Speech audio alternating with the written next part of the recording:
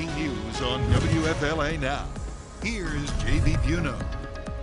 Terrible news out of Pinellas County, Florida. A 9-year-old boy and his father dead in an apparent murder-suicide, according to St. Pete Police. You're looking at a photo here on your screen of the 9-year-old victim. We're learning more about what happened, and we're sharing what we know live on WFLA Now. Hey there, folks. JB Buno here with you live on WFLA Now. You're looking at a photo of 9-year-old Andres Chateau, who is dead out of Pinellas County again in a murder-suicide that we're just finding out about in the last hour and a half here on WFLA.com, the WFLA app.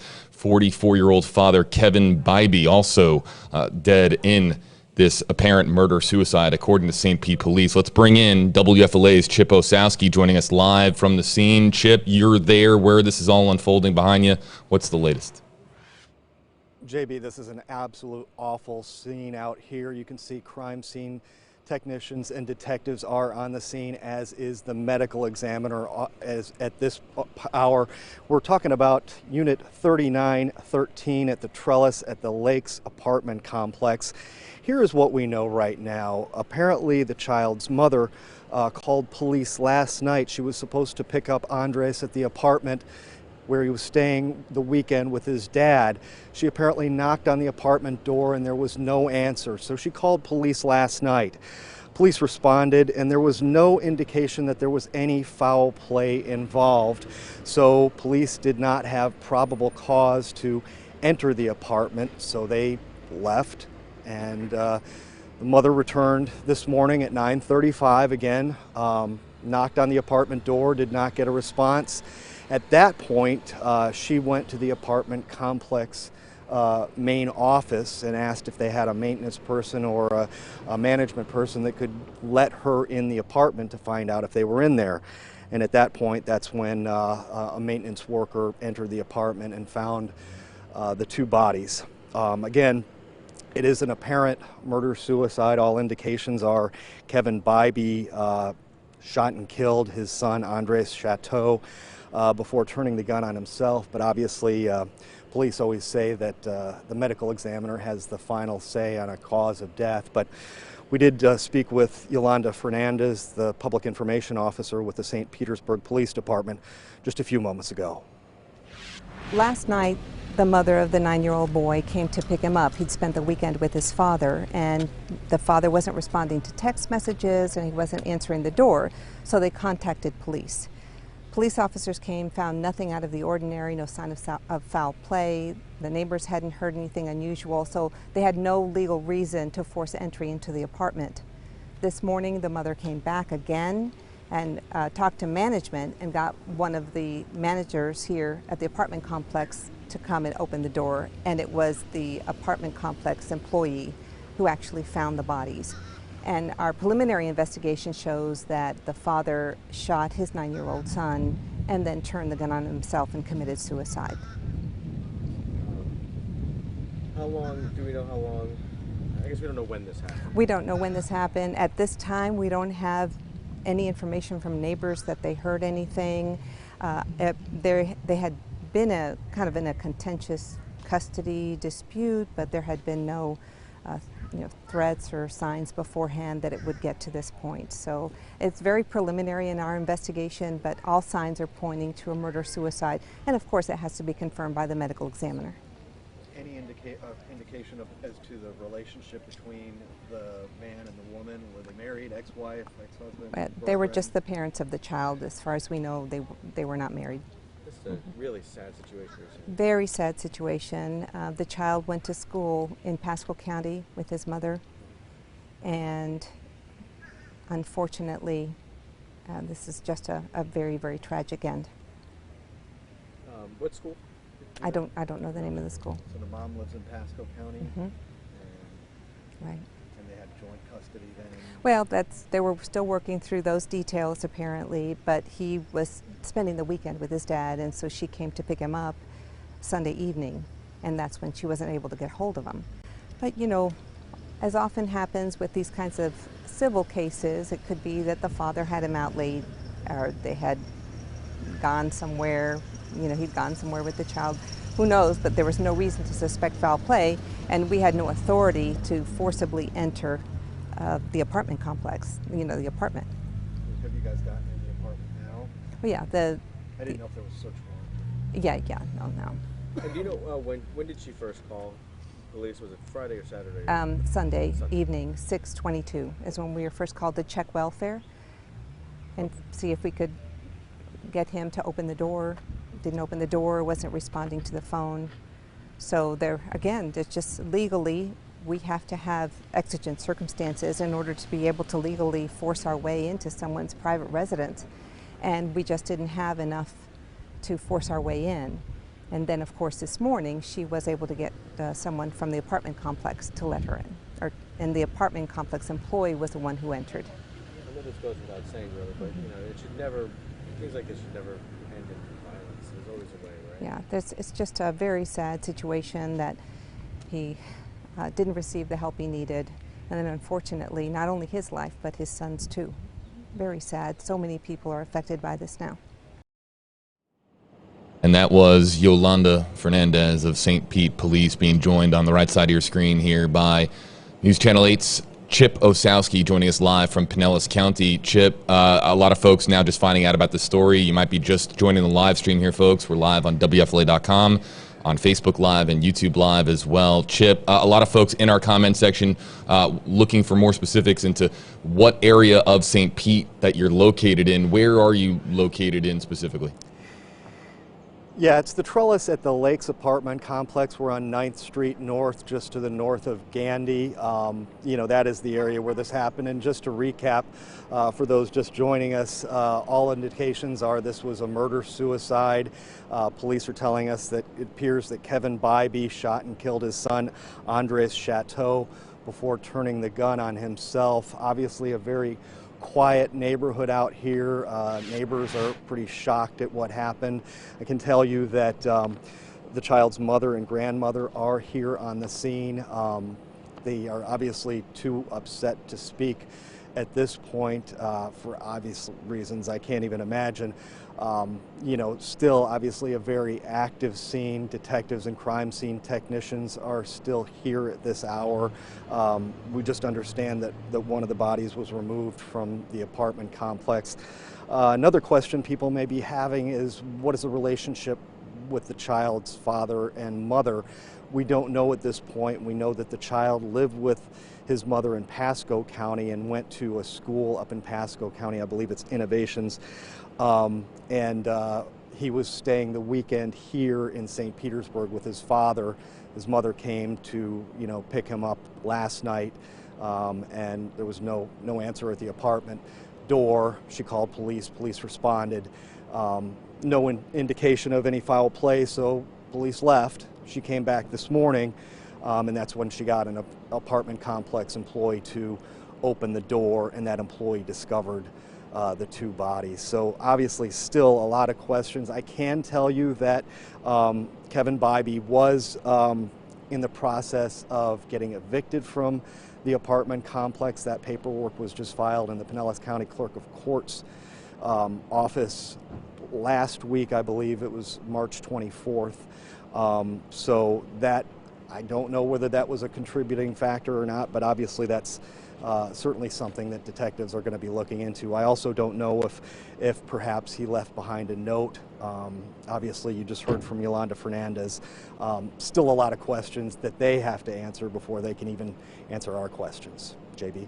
WFLA's Chip Osowski with us live at the scene. And again, the center of your screen, 9-year-old Andres Chateau. And again, everything that we learn about this story we'll be putting for you on our website, our app as well, the WFLA app. Yeah, Chip, I mean, the next question that I was going to ask you was whether or not, when you're talking about a murder-suicide, there have been cases, of course, in the past where a note is left behind. Obviously, we don't have details about a note, but when you're talking about someone, we're talking about a child, a 9-year-old child here, the immediate question that people are going to ask at home, wherever they're watching, and we have some folks joining us from other countries on YouTube Live, people asking this question, why? Why does a 9-year-old have to die in such a tragic set of circumstances here in Pinellas County? With what you've discussed, and Chip has only been at the scene for really a few minutes, folks, gathering details very, very quickly to be able to join us on WFLA now. But Chip, when it comes to that question of why, What can we share with our audience with what we have found out in the last hour and a half? It's difficult. It's the most difficult question of all. Yeah, I wish I had anything to answer. I wish I had an answer. There is no answer. You know, that was something that we were discussing on the way en route. We started in Pasco County and ended up here. Why? Why do you kill a child? And then, you know, I mean, is it some sort of a punishment for the acts? I mean, that's all speculation at this point. We just don't know. There's just no. I mean, every situation is different. Was he terminally ill? Was he, you know, I mean, who knows? It's just, you know, yeah, that's the number one question. That's the question we're asking. And unfortunately, the people that normally give us the answers don't have the answers because it's too early. You know, I can tell you, again, the reason that they didn't bust the door down last night was because there was no indication of foul play. Neighbors didn't hear any gunshots. There was nothing to indicate that there was anything wrong in that apartment. And it was only after the maintenance worker actually entered the apartment and saw the bodies this morning that police were called back and realized that there was no, you know, nothing to indicate that there were problems here, you know, according from what we've learned. So, you know, obviously that's a question that we're going to learn the answer to sometime down the road, possibly. Sometimes we never learn the answer to that question because it just becomes a mystery. It just, you know, it's just a tragic ending to a promising life. It's just sad. Chip Osowski joining us. Chip, before we let you go, we know that you have, you know, some folks to talk to in that area. Again, joining us from St. Pete, Florida. And for those of you joining us on Facebook Live, YouTube Live, that might be elsewhere in Florida or elsewhere in the country or elsewhere in the world, St. Pete, where Chip is joining us from, west of Tampa, on the Gulf Coast side of Florida in the, you know, the Tampa Bay area. Chip, people are just asking about, you know, you're a Pinellas County expert. You report primarily in Pinellas County. As far as this neighborhood, as far as this area of St. Pete, I mean, if you start talking to folks in this neighborhood, is this the type of, would this be, I think anytime you're talking about a murder-suicide involving a child, it's going to be shocking. But what can you tell us just about the general area that you are in, this apartment complex, and whether or not you have been here before reporting on any stories previously? I can tell you I've been at WFLA for 22 years and I've never been to this apartment complex for a crime. This is a fairly upscale area, but you know, here's the thing too. I've covered murder-suicides and domestic incidents in neighborhoods where there were $1 million+ homes. These types of crimes, there's no address, there's no neighborhood that you can say, oh, well, this sort of thing never happens in this sort of neighborhood, or this is, you know, it happens where it happens. So it's a very nice, well-kept, quiet apartment complex. Todd can pan around, you can see there's, you know, lakes, and the apartments are all well kept and well painted, and you know, but again, this is, you know, this sort of thing is, it doesn't pick an address. It doesn't say, well, we're going to have a, you know, a tragedy like this in a, you know, high crime area. It just, you know, that doesn't factor in.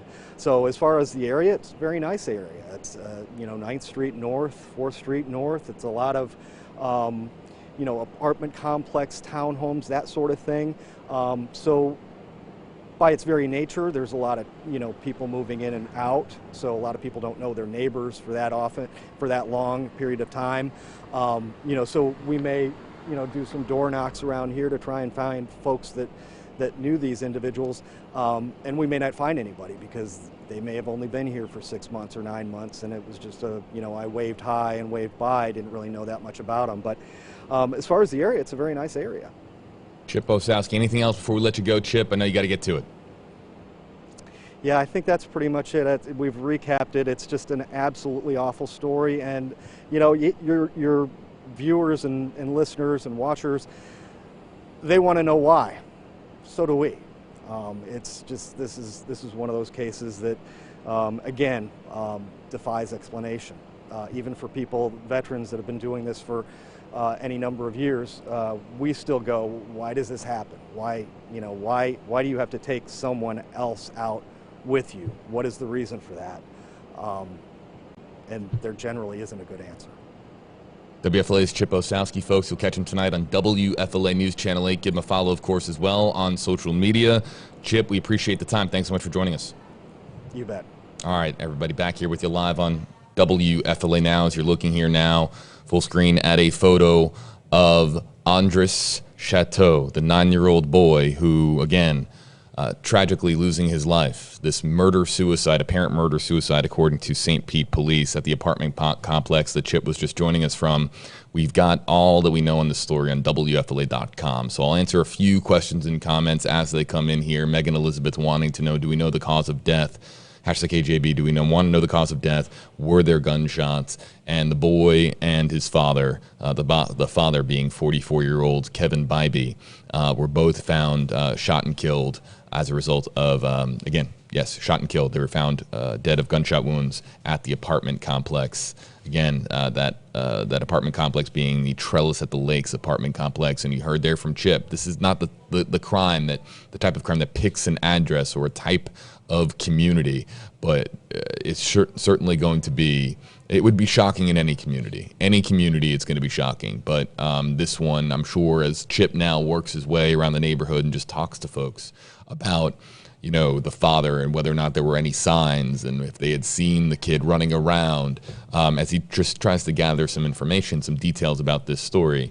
I think you're going to find just this utter state of shock from people in this apartment complex located in St. Petersburg, Florida, in Pinellas County. I'll read through a couple of other comments as they come in here before we get going here on WFLA Now. Again, trying to just make sure that that if there's any questions that we can spotlight or any comments that we can spotlight. And we have one that just came in, and I'm going to try to add this one to the queue and get this one into our system. And it comes from Melinda Heavenridge, hashtag HeyJB, too tragic. Some of these stories are unbelievably difficult to cover. I think you can hear it in Chip's voice. You might be able to hear it in my voice. We're talking about a 9-year-old boy shot and killed by his father. It's gut-wrenching for us, but it's you just think about the family. You just think about what this family is dealing with right now, and it begins with the boy's mother. You just can't even imagine you can't even, fathom what is going through this woman's mind right now, likely just wanting this all to be a nightmare to wake up from. It's just this one, when you're talking about children being put in harm's way, it's extraordinarily difficult for us to comprehend. And again, why? It comes back to why.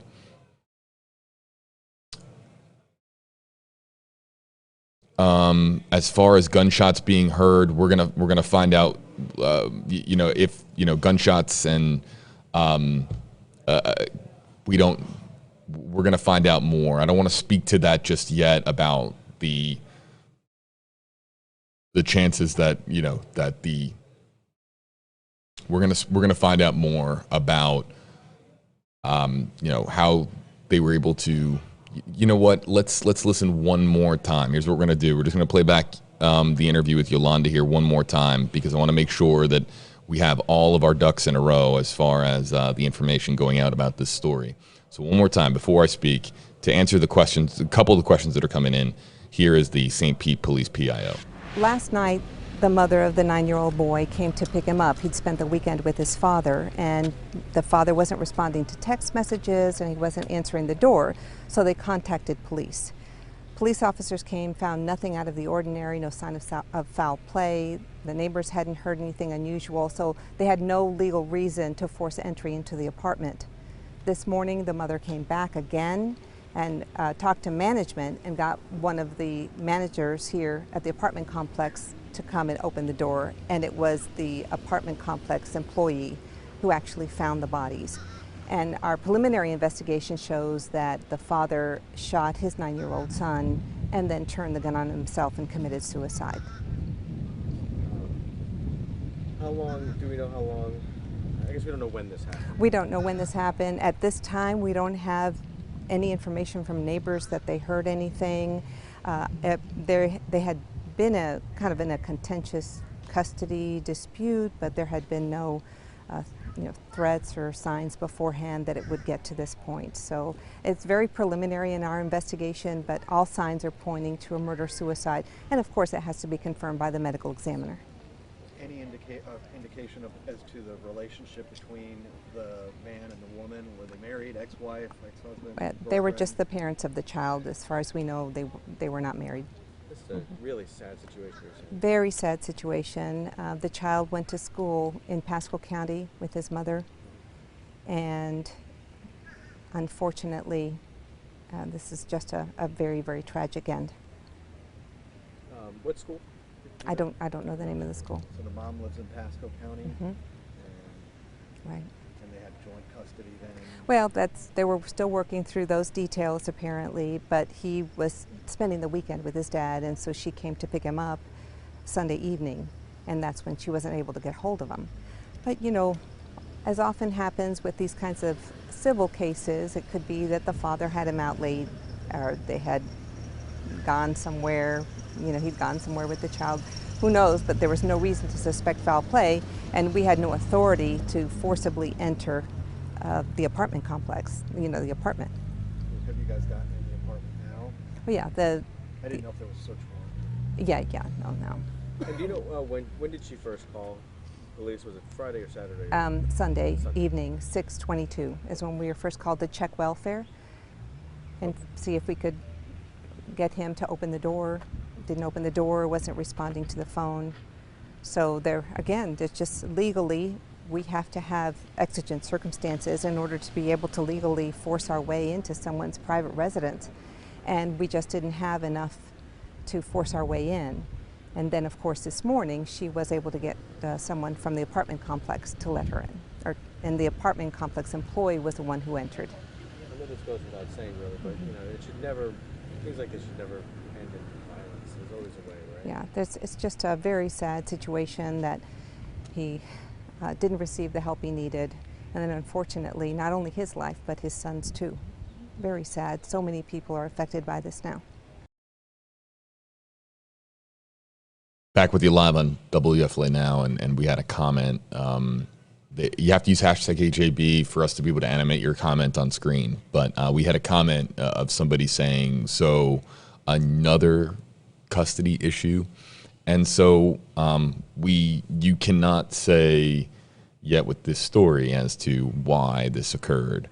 But you did hear Yolanda there say that there was a custody dispute, there was custody issues that they were working through. And again, we can't say for certain until the St. Pete Police Department conducts their investigation as to whether or not that had anything to do with it. But there was a mother, father, and child, and the three of them, or the parents, of course, dealing with a custody issue pertaining to that child. And that's with mother, father, child, and there being custody issues. That's not the first time that you're hearing about that in the past week. Of course, we've been reporting on the story of Cassie Carley out of the Florida Panhandle. And that, of course, we have heard as well, with there being joint custody issues pertaining to the child. In that case, it's a 4-year-old girl. And in that case, too, we also have a death. Now, again, neither of these stories can you pinpoint to there being a death as it relates to a death because of joint custody issues, but it is a common theme in both of these stories. And our comment section, the moment that Yolanda said that they were working through custody issues, our comment section lit up because, of course, that hitting close to home with us covering the Cassie Carley story in the last week, and that too also being there being a joint custody issue that the couple was working through. So again, we'll continue to follow up on this story and try to provide you with some answers. Melissa Jaquez. Melissa saying hashtag KJB, do they have a picture of the father? We do not have a picture of the father at this time. If we do get a picture of the father, it will be available to you on WFLA.com, the WFLA app later on today, tonight, or into tomorrow or later in this week. Once we have it, it will be on our website.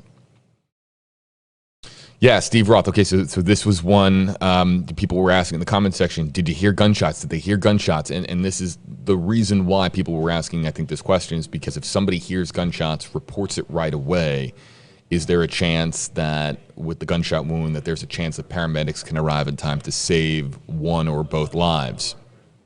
Yolanda saying there that Yolanda Fernandez of St. Pete Police saying that there was no indication or any witness accounts of anybody hearing any gunshots fired, and of course they had to gain entry to, because there was no signs of foul play. They had to gain entry to the apartment, the apartment residence before they could ascertain that they had a murder-suicide, an apparent murder-suicide on their hands. Yeah, I'm seeing a lot of comments like this from Jenny, and we'll end out on this one. Jenny saying, #HeyJB, this is so heartbreaking. I couldn't imagine losing a child of mine. My deepest condolences to the mother and to the family. I think that this story hits home harder for parents out there, because a parent, it's just unimaginable for parents out there, parents and guardians, just anyone who looks out for the safety of a child, to be able to fathom what it's like, them being shot and killed, and in this case, shot and killed by somebody who helped bring them into this world. Shot and killed by the boy's father, again, in an apparent murder-suicide out of St. Pete, Florida. Folks, this one, of course, extremely difficult. The details, I think that they will continue to come out as this all happening in the last couple of hours in St. Pete, Florida. But we're live now. You might be watching this video in the aftermath of it being live. The latest details are available to you on WFLA.com, the WFLA app. That's where we're going to have the latest, again, a picture of a very sweet-looking 9-year-old boy, Andres Chateau, who went to school in Pasco County, was with his father, who is accused in his death, and then, of course, turning the gun on himself. Just a sweet-looking boy. He went to school in Pasco County, was in Pinellas County, a Tampa Bay area boy taken too soon. Any details that we find out more about this story, we'll make it available to you on WFLA.com and the WFLA app. Any of the details that our own Chip Osowski is finding out in the hours ahead will be available to you there. Thanks so much for joining us, and we will see you next time.